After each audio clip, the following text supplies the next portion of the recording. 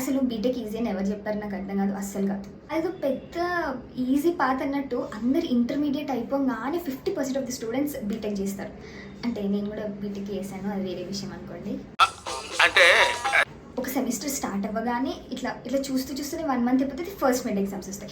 కష్టపడే first mid exams రాస్తాం, ఆ తర్వాత ల్యాబ్స్ అంటారు. అసలు ఆ ల్యాబ్ సెషన్స్ ఎందుకు ఉంటాయో నాకు అర్థం కాదు. స్పెషల్గా ఎలక్ట్రికల్ బ్యాక్గ్రౌండ్ ఉన్న స్టూడెంట్స్కి పెద్ద ఒక కోటు, ఒక షూస్ ఇవన్నీ వేసుకొని వెళ్ళాలి. బట్ గంట అయినాక అక్కడ ఏం చేసినామో ఎవరికి గుర్తుండదు.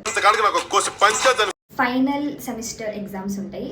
అసలు ఫైనల్ సెమిస్టర్ ఎగ్జామ్స్కి నాకైతే ప్రతి ఒక్కరు గ్రేట్ అనిపిస్తుంది. ఎందుకంటే 5 months అయిన course 2 days or maybe 1.5 days మొత్తం చదువుకుంటారు. వాట్ ఎవర్ బట్టి కొట్టినా కూడా ఎగ్జామ్లో ఆ పాయింట్కి గుర్తు రావడం చాలా great. And finally results day. ఆ డే గురించి ఎంత మాట్లాడకపోతే అంత మంచిది.